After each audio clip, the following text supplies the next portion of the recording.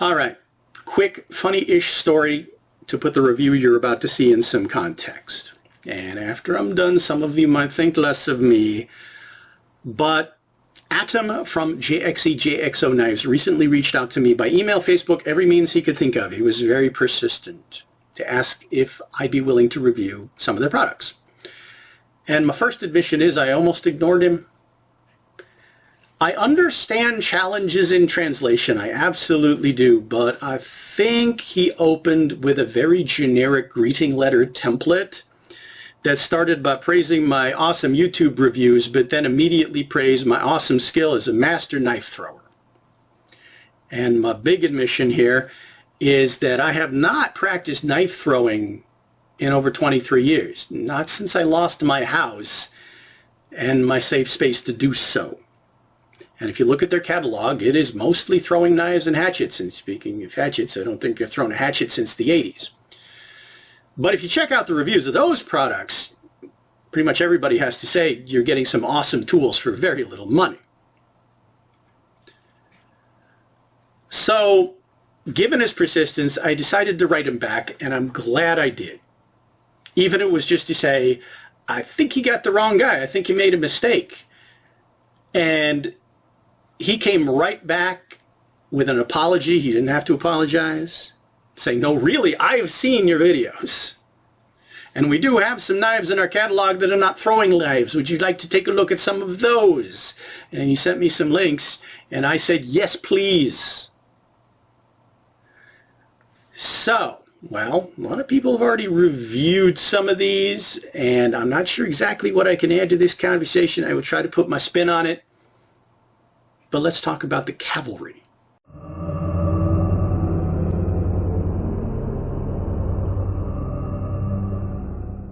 Out-of-the-box sharpness. Now, this is a 420HC stainless steel that my test files are saying is somewhere above 55 HRC and below 60, which is what they say in their specifications. The grind on it, though, is really interesting and impressive. It does have a secondary edge bevel, but it's really, really keen, if you can see that. If you're seeing any black flecks on the blade, that's because with this blade profile, it keeps shaving plastic off the inside of that Kydex sheath when I put it away. So that's what that is. Also, the finish on the blade, it's a combination of a blackened stone wash, but then the blade planes themselves, they're actually kind of rough. It's almost like they stopped the belt sanding at maybe around 120 grit, but let's see how it works. It's definitely shaving sharp, by the way, but here's some paper. Yeah, it's like the paper's not there. That's really impressive. It's a really fine piece of paper, too. Okay, piece of cardboard. Will this rough surface bind on it? A little bit, but okay, what about a little bit more like that? Yeah. And we are going to put it through some harder tests, but pretty impressive. Speaking of challenges in translation, during our back and forth, I did ask Atom if the name JXE JXO had any special meaning. And his reply was pretty interesting. First, he said he doesn't often get asked that. But if you sound it out phonetically and then try to say it fast, it sort of sounds like the English word jigsaw. And I tried it, and yeah, kind of. But considering how long English speakers have been butchering other languages with their bizarre attempts at romanization, I'm calling this one fair play. But I want to quote what he had to say next about his company. Again, forgive any awkwardness in the translation. He said, "We are dedicated to fostering a passion for camping, exercise, and throwing activities, aiming to the sport to be part of life, inspiring them to embrace the fun and benefits of sports and outdoor pursuits." And he ended the letter by saying, keep it exciting in your own life. Adam, well said, and I'm trying.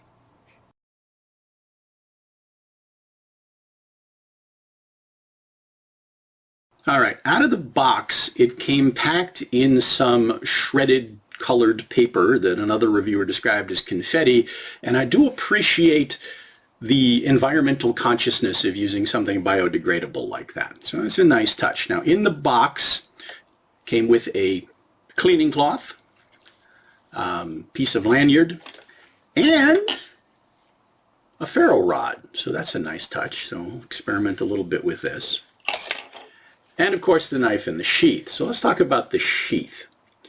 It's a Kydex fold over, kind of a taco style, and I sort of feel like it might be a little wider than it needs to be, but maybe there's some reasons for that because of the profile of the blade that we'll take a look at.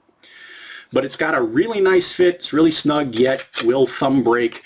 Now, mentioned in that edge test section, you're seeing black flecks on the blade frequently because, yeah, with this blade profile, I almost can't help shaving some plastic off every time I resheath it. I don't think it's going to be a problem. It's certainly not dull in the edge at all.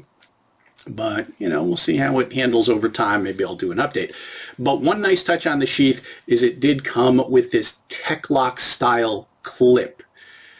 Now, if you're not familiar with these, they attach with 2 screws and you can put them on in all sorts of different orientations. It came in a vertical carry orientation. I shifted it around to scout carry, and we'll see how that works in the handling section. And with this particular version, I have a couple of different styles of this clip. This one you flip up and then pinch the sides and it undoes like that. You got a couple of spacers in here to fit it snug to your belt, and then it just snaps shut again. I have kind of a love-hate relationship with these clips. They're very versatile, but for me, in certain kinds of carry, I do find them a bit square and bulky, so depending on where I'm positioning them, they kind of dig into me a little bit. But again, it depends on how and where I'm wearing them. Let's talk about the build and the specs before we get into further testing and I talk about handling for the specs. I'm going to be looking down at my notes to give you the metric as well as the imperial. But the first number I'm going to throw out at you, $25 to $30 currently at Amazon. I'll put the link in the description below. And if you go to that page, you're going to see 2 other knives in that price range. They're also very interesting. I'm going to try to get my hands on at least one more to evaluate. But if you look at their products across the board, it seems like you're getting a lot of value in those, well, pretty low price ranges across all of their products consistently. Now, I only have this one example. Is there any cost cutting going on? Well, let's talk about that. 420HC stainless steel. Not the best steel, but I found it certainly can make a very durable functional knife, and I think that's the case here. Now, I talked a little bit about the finish and the grinds on the edge, that saber grind. That is, it's a bit rough, but really, really super keen secondary edge bevel. Otherwise, no hot spots. Everything's been nicely beveled off. And interesting touch, there's a, see if you can see it, there's a serial number on the spine. So that's kind of cool. G10 scale secured with 2 screws. Lanyard hole. That pommel could be an impact tool if you needed one. Blade profile, swept-back trailing point. Now, the pictures on the website, I thought it would be hooked back a lot more, which concerned me. I thought that would sort of make it unwieldy, but it's nowhere near as bad as I thought it would be. I also didn't expect it to be quite so wide in the belly and so chunky and thick, even though I was looking at the specs on the page. Speaking of which, the specs that they give you are extremely accurate.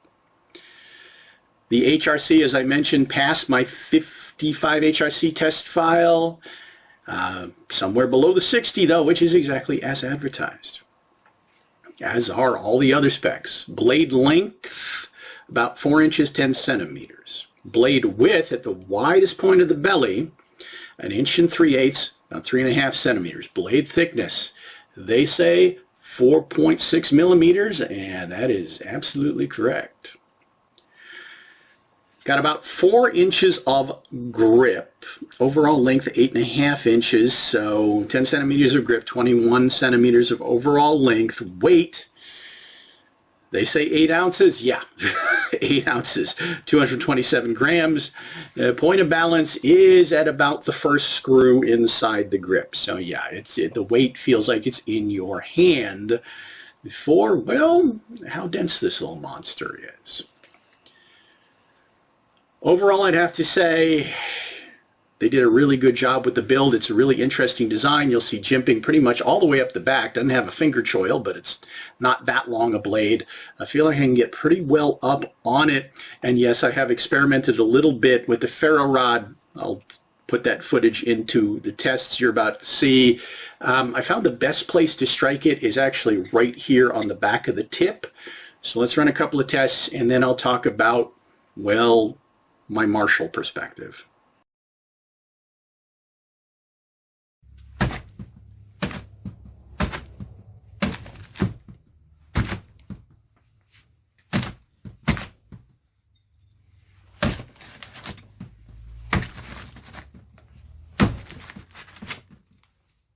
Having trouble getting it back out.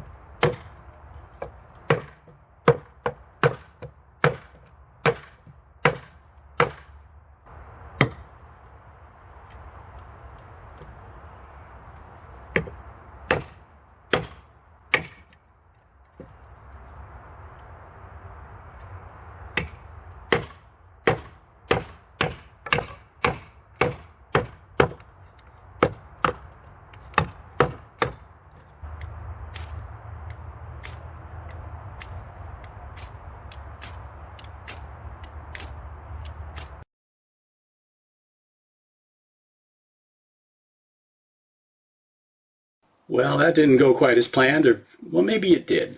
All right. Now, I've mentioned this in previous reviews. If you're looking for hard field use, it's not going to be something you're going to see on my channel. Hopefully I can give you the collector's and the martial arts perspective, but I do run a lot of my blades through a series of quick durability tests. I'm looking for fragile edges and tips, fragile builds, and I also want to see how the tool transfers impacts back into my hand. So I start with my Pell Stab M. That's multiple layers of thick cardboard over a couple of inches of compressed brown paper bag paper backed up by wood. Thrust into it in hammer grip, handshake grip, saber grip. It did really, really well. Better than expected in terms of penetration. No slippage, no uncomfortable kickback. Flipped it around into ice pick. Did really great there. I had a heck of a time getting it back out of the target between the hook of the trailing point and how deep it penetrated. Yeah, it was really effective. Next test, though, striking it into hard bamboo. This is a test specifically looking for a fragile edge. I'm hitting that hard target at some intentionally bad angles to see if I can induce any chipping or rolling. And the answer is, yeah, a little bit. And some people say that's an abusive test and it's unfair, but this is where I tell you, I've run pretty much every blade in my collection through that test, and only a few, and those were ones with really, really keen edges, have failed it. But okay, what are we talking about in terms of failure? The edge rolling is, I could barely measure that. It's visible, but we're talking about significantly less than 1/4 of a millimeter. I can take that out really easily. And then, without fixing it, I went ahead and ran my other tests. Some of them were kind of silly. I mean, it's not a very big blade for me to be hitting that bamboo with. So made it work, but then I took it to doing some utility use.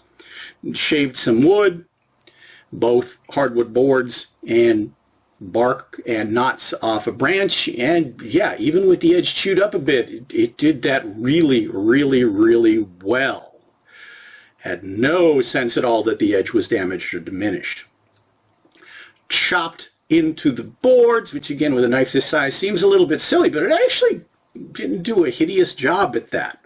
In a pinch, I might be able to use it for that. Speaking of use in a pinch, yeah, I did a little bit of batoning. And I am certainly limited by the length of this blade to what I can get it through and still have something to hit, but it did that just fine. Also have a little bit of footage of striking the ferro rod. I used the back of the hook here, which worked pretty well, and also tried it with the jimping, and that worked pretty good too. So, okay, little bit of very, very minor damage, given how razor keen that edge was. It's not totally surprising, and probably easy to fix. So I'm going to go ahead and do that, and then we will talk about martial potential.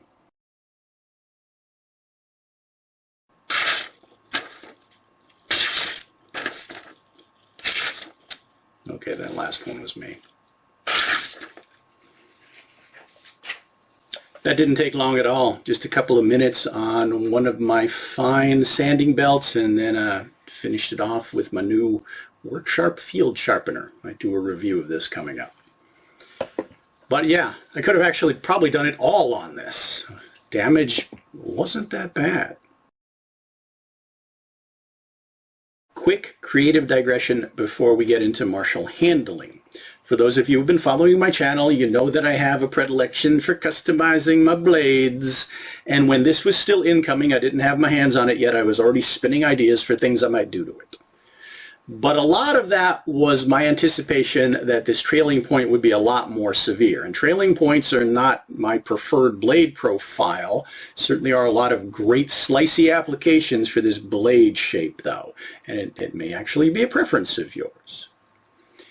But I was thinking I might have to straighten out that tip a little bit for my own taste. I don't think I'm going to have to do that. Now, another thought I had is, speaking of martial application, there are a lot of techniques with blades with trailing points, clip points, where you flip the blade around, edge facing the other way, and use that hooking action.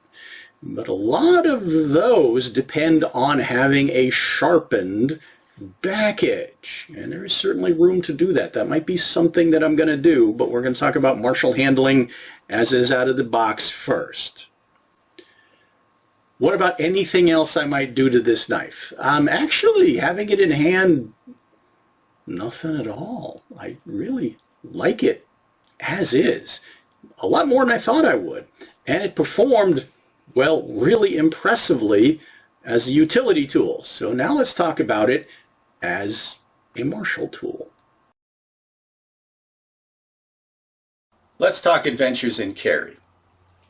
Now, one caveat I have to throw out, if you look at a video I did a ways back, I mentioned that at least in my area of the country, it is not legal to carry a fixed blade knife concealed. But hopefully, given my signature black ensemble, this is not really obnoxious sitting here. It doesn't really stand out and go, oh my God, to people right away. I haven't really been walking around in public very much because I just don't get out much. However, we talked about that Tech-Lock style clip and how you can orient it for vertical or horizontal carry, edge up, edge down, left, right. Gives you a lot of choices, but found a couple of limitations. One, the gap for the belt is pretty slim. So over here on the left side where my thick leather belt is doubled up, yeah, it's not going to fit there. So that eliminates this section of my waist. I could wear it over here. Tried wearing it across the back. A couple of problems with that. I mentioned that that clip is pretty chonky. It was not comfortable at all to sit down on. And given the snagging issues that I've had putting that really sharp trailing point blade away, try to do it blind, it's just not a good idea. So for the last several days, what I've been doing is walking around with it in one of two orientations that it sort of shifts between. So right now it's kind of in an appendix carry position, and in this position I could easily reach it with right or left hand. Left hand is going to give me a pretty conventional draw. Right hand, the most natural one, would be drawing it in the reverse grip ice pick, and it works great. Now if this happens to be in my way at all, if I'm bending over or sitting down or something like that, I can easily just push it over to the side. And there, yeah, I can still reach it with the left hand, but now I can draw it either in that reverse grip or flip my hand over. And thanks, Wandering Tetsubo, for reminding me that's called a cavalry draw, and draw it that way. Now, putting it away, yes, you have to be a little careful. But, yeah, I'm actually finding this setup pretty useful and convenient. Let's start our discussion of martial handling by talking about grip mechanics, which gets us to the grip geometry of this knife, which offers some really interesting possibilities with a couple of what I consider very minor drawbacks. All right, I've described my hand as being medium width, but yeah, I've got stubby fingers. When I grip it in a forward grip, I can comfortably get 3 fingers into this space here, and then my pinky winds up kind of hanging over the back of this point.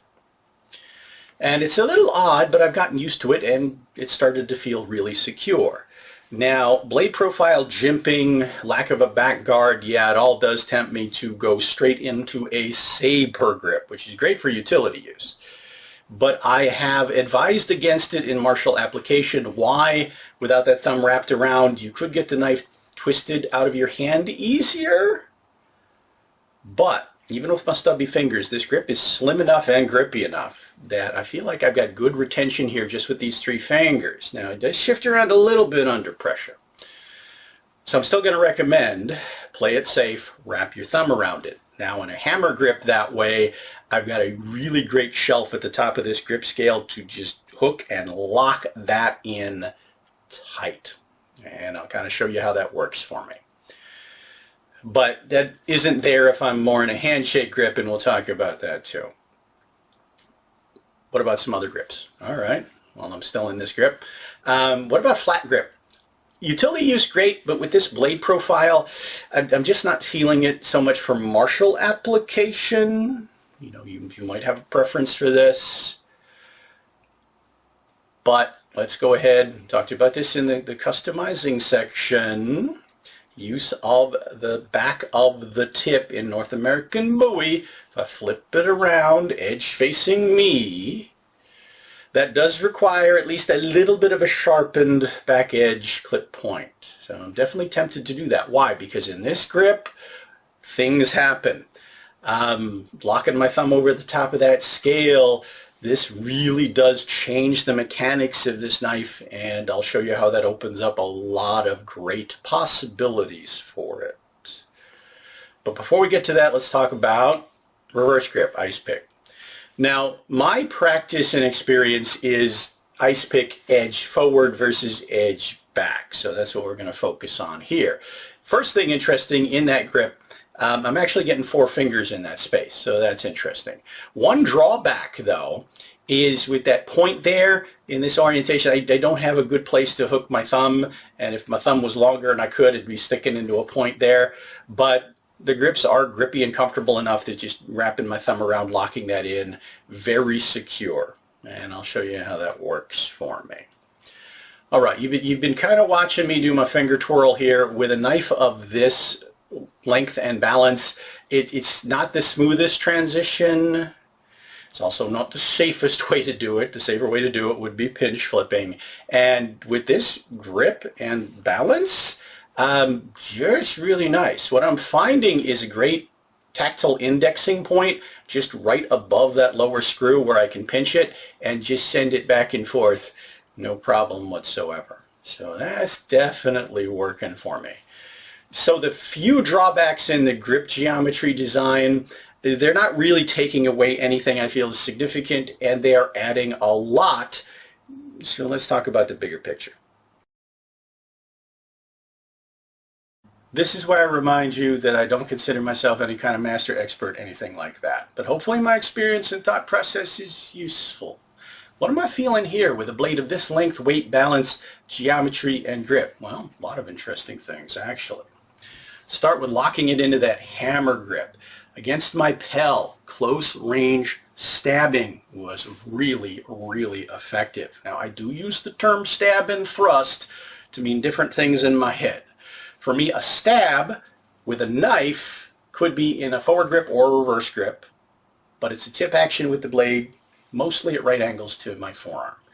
So really powerful, gets around corners, but you're sacrificing a lot of reach. Doesn't work in straight lines very well. Versus a thrust, pretty much forward grip only, where you're extending the blade in line with the forearm for straighter actions.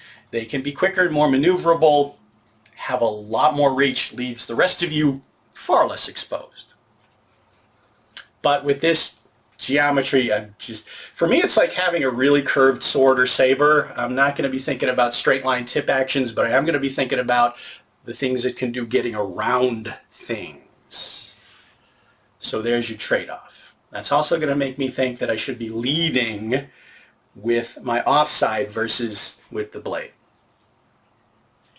And that's going to make me think that maybe I should have like some kind of shield pairing device, something wrapped around my left arm to allow me to function at those close quarters. And that's really effective in an emergency self-defense situation. What about cutting and slashing with it? All right, a lot of YouTubers have already demonstrated differences between the effectiveness in real-world situations, and I hope you're never in one. This is a purely academic martial arts discussion. The effectiveness of thrusting and stabbing versus cutting with a small blade that does not behave like a cleaver or a short sword. So yeah, this is a whole different discussion than my recent videos on big martial knives. But the belly on this blade, I feel like I could do a decent counter cut. But if the person's wearing thick clothing, it might not do much. Not going to be nearly as effective as what would happen with the tip. Again, purely academic discussion. But, all right, let me change up this equation entirely. Flipping it around, taking my inspiration from North American Bowie. Edge up towards me. All right, there's my temptation to do something about the back of the tip, because now the mechanics of the knife entirely change for me. Now I feel like I get that tip in line with my arm for long, fast thrusts. And yeah, if I had just a little tiny bit of an edge back here, being able to use those hooking actions, yeah, I found that they have a lot of use, and that would make me feel better about having my hand out here. Now, I don't have anything at all to parry with, so my strategy is going to be, if I'm not using something in my other hand to do that job, it's all going to be about evading and counter thrusting and counter cutting. All right, reverse grip.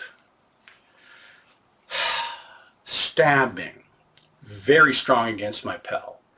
Now, range limited, power, you could argue it's increased over certain kinds of longer thrusting actions. Definitely, you might want to be thinking about what this other hand could be doing to protect you while you're getting in that close. But yeah, you've got a lot of great angles. What about cutting using the edge? Now, I already mentioned my training experience is edge forward versus edge back, which is more of that ripping kind of hooking action, which, yeah, you could do that. Again, I'm thinking if I just had a little bit of something on the back edge there. But the belly of the blade, and I may do a video on this because I don't necessarily feel confident myself with knives and reverse grips giving me any power in these reverse cuts, but they could be useful in certain situations. And couple of things that make it more effective, at least in my experience. One, I actually do better with a shorter blade when I'm trying to do that. And then you add that belly in there, I'm feeling like that might be, well, more of a possibility than it would be for other knives. So being able to combine those close range slashes with stabbing actions, and of course coordinating left hand and the rest of me, to control and evade and do all the things that are hopefully going to get me through this little, we'll call it a fencing match. Yeah. All right. So what I'm thinking, excellent tool, excellent value for the money, and thank you again, Atom, for sending it to me. I'm pretty impressed with it.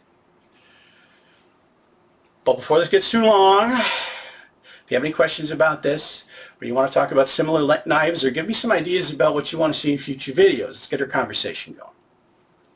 Otherwise, as always, thank you for watching, following my journey, subscribing to the channel, and I hope to see you back for, wait.